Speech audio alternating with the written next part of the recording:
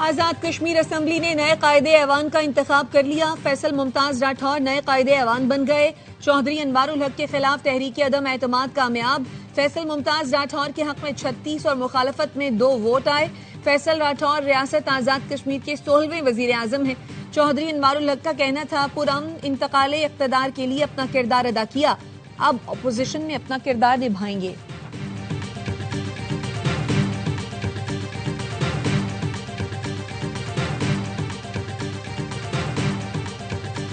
Karachi circular railway منصوبہ جلد حقیقت بنے گا. عالمی فورمز پر KCR کی بحالی کی ہمیشہ بات کی. وزیر اعظم شہباز شریف کا کہنا ہے منصوبہ کراچی والوں کے لیے ناگزیر ہے. حکومت سندھ کے ساتھ مل کر کام کریں گے. کینٹ اسٹیشن کراچی میں جدید سہولتوں کی فراہمی کے افتتاحی تقریب سے خطاب میں کہا ایشیائی ترقیاتی بینک $2 ارب کا قرضہ منظور کر رہا ہے جس سے کراچی سے روہڑی تک نیا جال بچھے گا. یہ منصوبہ ریکوڈیک سے لنک کرے گا. وسط ایشیا میں ریلوے نظام کے لیے بے پناہ مواقع ہیں. اسلام آباد، تہران اور استنبول کا بہترین روٹ ہے.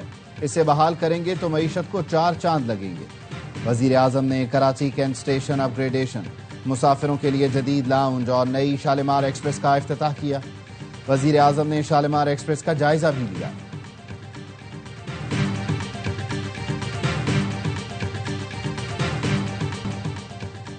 سکھر حیدرآباد موٹر وے بن جائے تو بہت بڑا سہارا ہو جائے گا. وزیر اعظم سے درخواست کریں گے کہ موٹر وے جلد از جلد بنا دیں.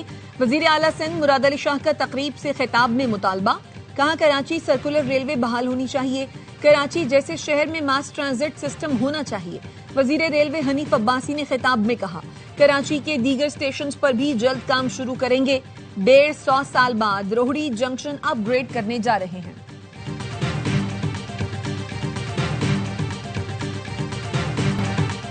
اختیارات نچلی سطح تک منتقل نہیں کیے گئے تو نیا صوبہ ناگزیر ہو جائے گا. لاڑکانہ، سکھر اور کشمور کے اختیارات کی بات کر رہے ہیں. پیپلز پارٹی کے دوستوں سے کہتا ہوں آئیں بیٹھیں بات کریں. رہنما MQM مصطفیٰ کمال کی پریس کانفرنس. کہا جیسے آپ 18ویں ترمیم کے چیمپئن بنتے ہیں 27ویں اور 28ویں ترمیم کے بھی بنیں. حکومت نے کہا ہے آئندہ ترمیم میں MQM کا بل لازمی شامل کریں گے. مہینوں میں اختیارات نچلی سطح تک منتقل ہوں گے. سندھ کی تقسیم ناممکن ہے. نئے صوبے کی بات مردہ سیاست کو زندہ کرنے کے لیے ہے. سندھ کے سینئر وزیر شرجیل میمن کی نیوز کانفرنس. کہا MQM آپس کی لڑائیاں ختم کر کے عوام کی خدمت کرے. چاہتے ہیں MQM الزام تراشی اور نفرت کی سیاست کی بجائے مثبت سیاست کرے. ہم بھی مدد کریں گے. وزیر بلدیات ناصر حسین شاہ نے کہا پورے سندھ میں ترقیاتی کام ہو رہے ہیں. کراچی میں بڑی شاہراہوں کے ساتھ ٹاؤنز کی سڑکوں پر کام ہو رہا ہے.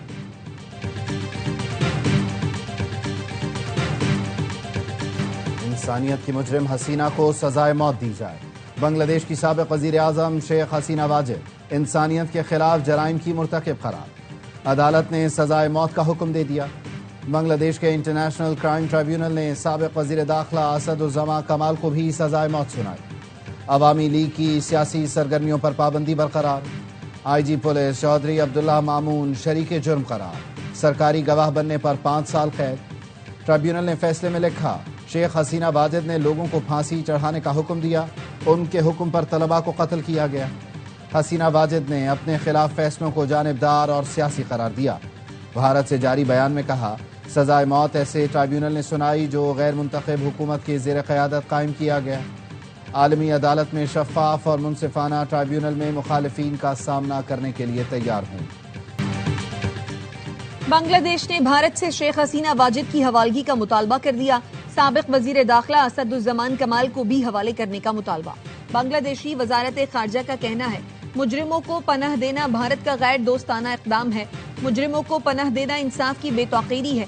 امریکہ نے بھارت کے مطالبے پر ممبئی حملوں کے ملزم کینیڈین شہری کو بھارت کے حوالے کیا تھا. کیا بھارت بنگلہ دیش کے مطالبے پر سزائے موت کی مجرم شیخ حسینہ کو بنگلہ دیش کے حوالے کرے گا؟ بنگلہ دیش کی عدالت نے شیخ حسینہ واجد کو سزائے موت اور اشتعال انگیز ریمارکس پر فطری موت تک قید کی سزا سنائی ہے.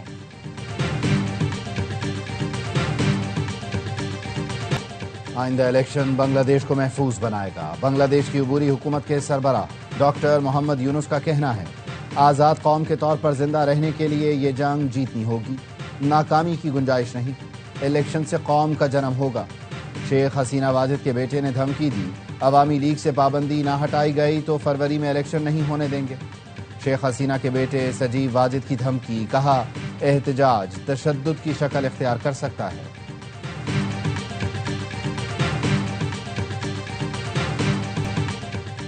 خارجی دہشت گرد نے فتنہ خوارج کی حقیقت بیان کر دی۔ دہشت گرد احسان اللہ ولد عبدالحنان نے بتایا، فتنہ خوارج مذہب کے نام پر نوجوانوں کو برگلا کر پاک فوج کے خلاف ذہن سازی کرتے ہیں۔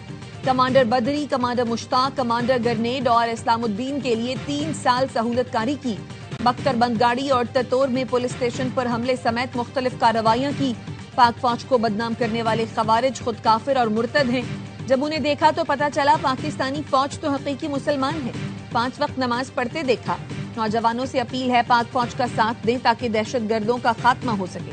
ہم ان دہشت گرد خوارج کی وجہ سے تباہ و برباد ہو گئے ہیں۔ وفاقی آئینی عدالت کے مزید 2 ججز نے حلف اٹھا لیا۔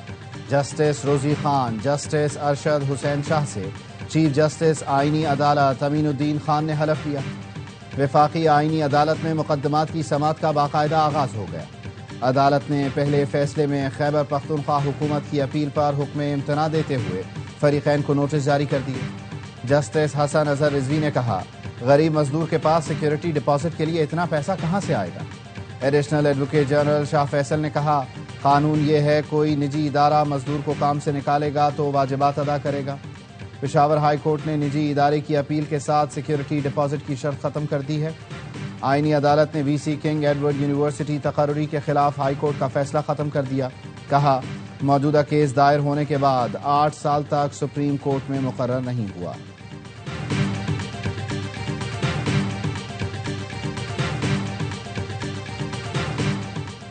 ستائیسویں ترمیم کے بعد سندھ ہائی کورٹ اور آئینی بینچز کا نیا روسٹر جاری۔ روسٹر گورنر سندھ کی جانب سے 15 نومبر کو جاری کردہ آرڈیننس کی روشنی میں تشکیل دیا گیا۔ آئینی بینچ آرٹیکل 199 سے متعلق دائر درخواستوں پر سماعت کریں گے۔ تمام آئینی درخواستیں آئینی بینچز کو منتقل کر دی گئیں۔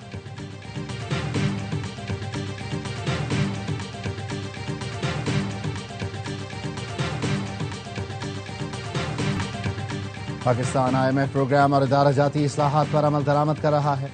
آئی ایم ایف پروگرام کے باعث ملکی معیشت بہتری کی جانب گامزن ہے۔ وزیر خزانہ محمد اورنگزیب کہتے ہیں 2.55% آبادی کی گروتھ خطے کے دیگر ممالک کی نسبت بہت زیادہ ہے۔ پاکستان میں تقریباً 40% بچے غذائی قلت کا شکار ہیں۔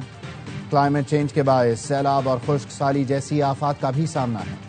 آبادی کی گروتھ اور کلائمیٹ چینج دونوں کو کنٹرول کرنا ناگزیر ہو چکا۔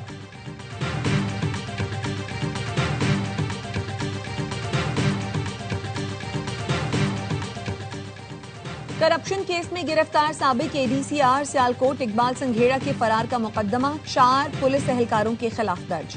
پولیس کا کہنا ہے 13 نومبر کو ملزم کو لاہور سے اینٹی کرپشن عدالت میں پیش کیا گیا تھا۔ لاہور واپسی پر ملزم پولیس اہلکاروں کو چکمہ دے کر فرار ہو گیا۔ ملزم پر ہاؤسنگ سوسائٹی کے این او سی کے بدلے کروڑوں روپے رشوت لینے کا الزام ہے۔ اور کراچی کے علاقے دمبا گوٹ میں گاڑی کی ٹکر سے اسکوٹی پر سوار ایک خاتون جاں بحق، ایک زخمی۔ پولیس نے کار ڈرائیور کو حراست میں لے لیا۔ سپر ہائی وے پر واٹر ٹینکر کی ٹکر سے ایک شخص جاں بحق، ایک زخمی۔ حادثہ پنجاب اڈا کے قریب پیش آیا۔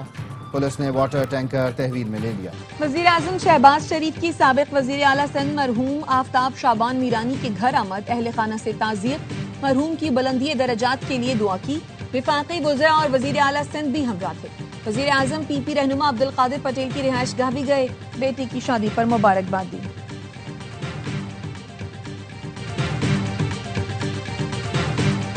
شوگر انڈسٹری کو ڈی ریگولیٹ کرنے کا فیصلہ۔ ذرائع وزارت غذائی تحفظ کے مطابق سمری تیار کر لی گئی جو رواں ہفتے وزیر اعظم کو پیش کی جائے گی۔ شوگر انڈسٹری ڈی ریگولیٹ ہونے سے چینی کی درآمد اور برآمد قیمتوں کے تعین کا سرکاری اختیار ختم ہو جائے گا۔ شوگر انڈسٹری ڈی ریگولیٹ ہونے سے چینی کی قیمت اوپن مارکیٹ کے مطابق ہوگی۔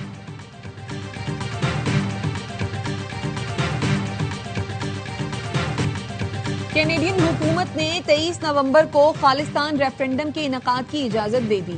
خالستان ریفرنڈم اوٹاوا کی building status national historic site پر ہوگا۔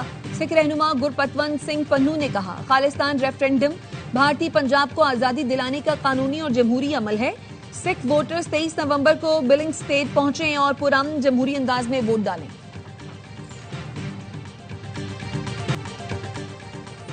لال قلعہ دھماکہ، بھارتی تحقیقاتی ایجنسی کا خودکش بمبار کے ساتھی کی گرفتاری کا دعویٰ۔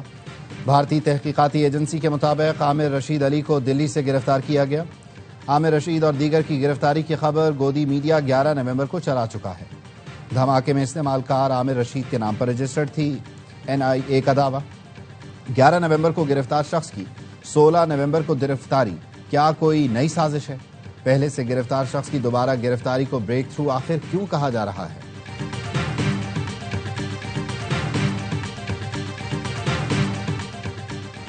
نائب وزیر اعظم اسحاق ڈار سے ایرانی سیاسی امور کے نائب وزیر کی ملاقات، علاقائی و کثیر الجہتی امور اور دو طرفہ تعلقات مزید مضبوط بنانے پر گفتگو۔ ترجمان دفتر خارجہ کا کہنا ہے پاکستان ایران باہمی سیاسی مشاورت کا 13واں دور آج اسلام آباد میں ہو رہا ہے۔ SCO سربراہان حکومت کا 17واں اجلاس کل ماسکو میں ہوگا۔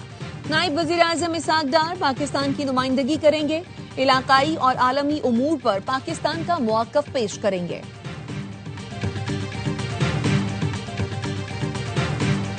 وزیر داخلہ محسن نقوی سے چینی سفیر کی ملاقات، پاک چین دو طرفہ تعلقات اور باہمی دلچسپی کے امور پر تبادلہ خیال، انسداد دہشت گردی اور سیکیورٹی تعاون مزید مضبوط بنانے پر اتفاق۔ چینی سفیر کی اسلام آباد میں خودکش حملے کی مذمت، قیمتی جانوں کے ضیاع پر اظہار تعزیت، کہا پاکستان کے ساتھ بھرپور تعاون جاری رکھیں گے۔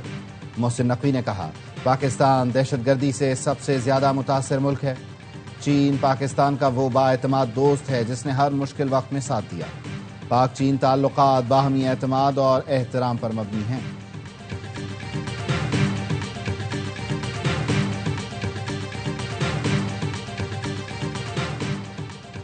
چنیوٹ میں 29 سال سے اشتہاری قتل کا ملزم پکڑا گیا۔ ملزم نے 4 مئی 1996 کو لڑکی چھیڑنے سے منع کرنے پر شہری کو قتل کیا تھا۔ ملزم گرفتاری کے بعد دیگر ملزمان کے ہمراہ پولیس وین سے فرار ہو گیا تھا۔ CCD نے 29 سال بعد گرفتار کر لیا۔ وزیر صحت سندھ نے صوبے بھر میں 13 روزہ خسرہ اور روبیلا ویکسینیشن مہم کا افتتاح کر دیا۔ سندھ کے 30 اضلاع میں 6 ماہ سے 5 سال تک کے بچوں کو MR ویکسین اور 23 مخصوص اضلاع میں 5 سال تک کے بچوں کو پولیو سے بچاؤ کے قطرے بھی پلائے جائیں گے۔ ڈاکٹر عذرا پیچہو نے کہا بچوں کو ویکسین دینا قانوناً لازم ہے، والدین یا جو ادارے تعاون نہیں کریں گے کارروائی ہوگی۔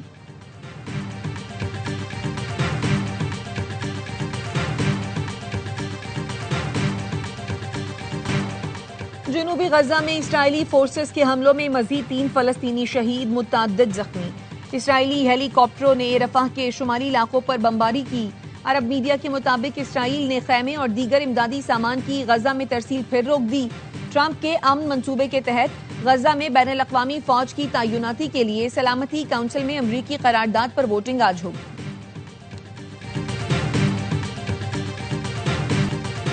مدینہ کے قریب زائرین کی بس کو حادثہ، 42 زائرین جاں بحق، 11 بچے اور 20 خواتین شامل۔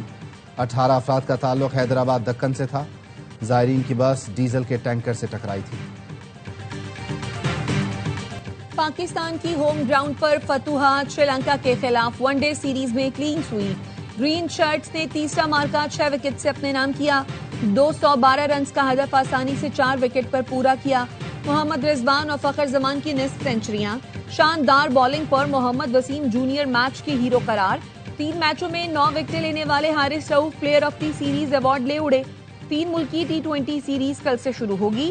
پہلے میچ میں پاکستان اور زمبابوے کی ٹیمیں راولپنڈی میں مد مقابل آئیں گی۔ سیریز میں تیسری ٹیم شری لنکا کی ہے۔ مجموعی طور پر 7 میچز ہوں گے۔ فائنل 29 نومبر کو کھیلا جائے گا۔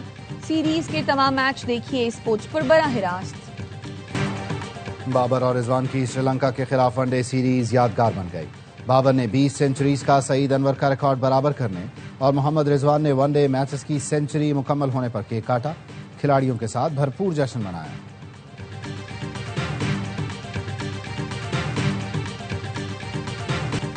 5 سے 6 اور 6 سے 8 PSL پہلے سے بڑی اور مضبوط ہونے کو تیار۔